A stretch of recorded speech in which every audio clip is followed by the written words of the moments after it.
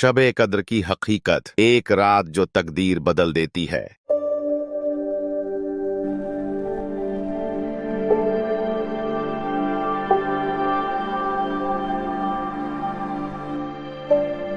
बिस्मिल्लाहिर्रहमानिर्रहीम। ऐ अजीजो, कभी आपने सोचा है कि एक ऐसी रात भी आती है जो 1000 महीनों से अफजल होती है, एक ऐसी रात जो तकदीर को बदल सकती है, एक ऐसी रात जिसे लैलतुल कद्र कहा जाता है, यानी शब-ए-कद्र। लेकिन अफसोस, आज के दौर में बहुत से मुसलमान इस रात की हकीकत से गाफिल हैं। कुछ लोग इसे सिर्फ इबादत की एक रात समझते हैं, मगर इस रात की असली हकीकत क्या है, इसकी फजीलत कितनी बुलंद है और क्या ये सच में हमारी तकदीर को बदल सकती है? आइए इस मुकद्दस रात की हकीकत को कुरान और हदीस की रोशनी में समझते हैं। शब-ए-कद्र की अहमियत कुरान की रोशनी में अल्लाह ताला ने इस मुबारक रात की फजीलत को कुरान में खुद बयान फरमाया है। इन्ना अंज़लनाहु फी लैलतिल क़द्र वमा अदराका मा लैलतुल क़द्र लैलतुल क़द्र खैरुन मिन अल्फ़ि शहर। बेशक हमने इसे शब-ए-कद्र में नाजिल किया, और तुम क्या जानो कि शब-ए-कद्र क्या है? शब-ए-कद्र 1000 महीनों से बेहतर है। सूरतुल कद्र। सुभान अल्लाह, अल्लाह ने इस रात को 1000 महीनों से बेहतर करार दिया। यानी अगर कोई इस रात में एक नेकी करे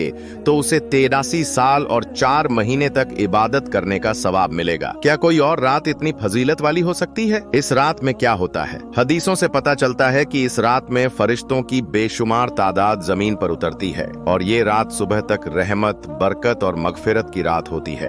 हजरत जिब्रील अलैहिस्सलाम भी खुद इस रात में जमीन पर उतरते हैं और नेक बंदों को सलाम करते हैं। शब-ए-कद्र की रात में फरिश्ते और जिब्रील अलैहिस्सलाम अपने रब के हुक्म से हर हुक्म लेकर उतरते हैं। सूरतुल कद्र। क्या इस रात में तकदीर लिखी जाती है? जी हाँ, हदीसों में आता है कि इस रात में आने वाले साल की तकदीर लिखी जाती है। किसका रिज़्क कितना होगा, कौन जिंदा रहेगा और कौन दुनिया से चला जाएगा, कौन खुशहाल रहेगा और कौन मुश्किल में पड़ेगा। यानी इस रात में अल्लाह के हुक्म से फरिश्तों को आने वाले साल के अहकाम दिए जाते हैं। इस रात में हर हिकमत भरा हुक्म जारी किया जाता है। सूरतुद दुखान। शब-ए-कद्र कौन सी रात होती है? हदीसों में आता है कि शब-ए-कद्र रमजान के आखिरी अशरे की ताकर रातों 21, 30, 25, 27, 29 में से कोई एक होती है। सबसे ज्यादा 27वें रात को शब-ए-कद्र माना जाता है, लेकिन इसका सही इल्म अल्लाह ही को है। हजरत आयशा रज़ियल्लाहु ताला अन्हा फरमाती हैं कि मैंने नबी अकरम से पूछा, या रसूल अल्लाह, अगर मुझे शब-ए-कद्र मिल जाए तो मैं कौन सी दुआ पढ़ूं? तो आपने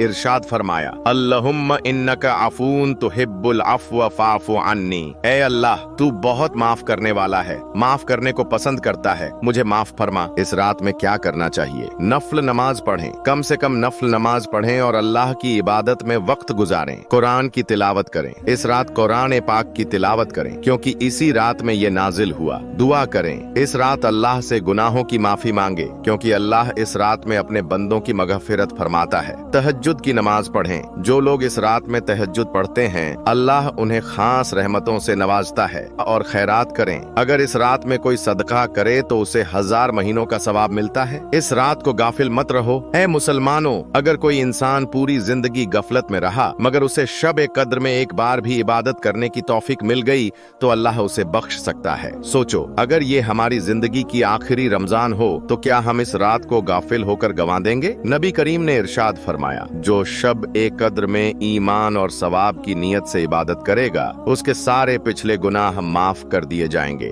शब-ए-कद्र सिर्फ एक रात नहीं, बल्कि अल्लाह की एक अजीम नेमत है। जो इसे गनवा देता है वो बहुत बड़ा घाटे में है। इसलिए इस रात को गनीमत समझो। अल्लाह की बारगाह में रो रो कर दुआ मांगो, गुनाहों से तौबा करो और अपने रब को राजी करने की कोशिश करो। अल्लाह हमें इस मुबारक रात की हकीकत समझने और इसे गनीमत जानकर इबादत करने की तौफीक दे। आखिर में, अगर आपको ये बयान पसंद आया हो तो इसे दूसरों तक जरूर पहुंचाएं और हमारे चैनल मज़हब-ए-हनफी को सब्सक्राइब करें, ताकि ऐसे इल्मी और इबरतनाक बयान आप तक सबसे पहले पहुंचें।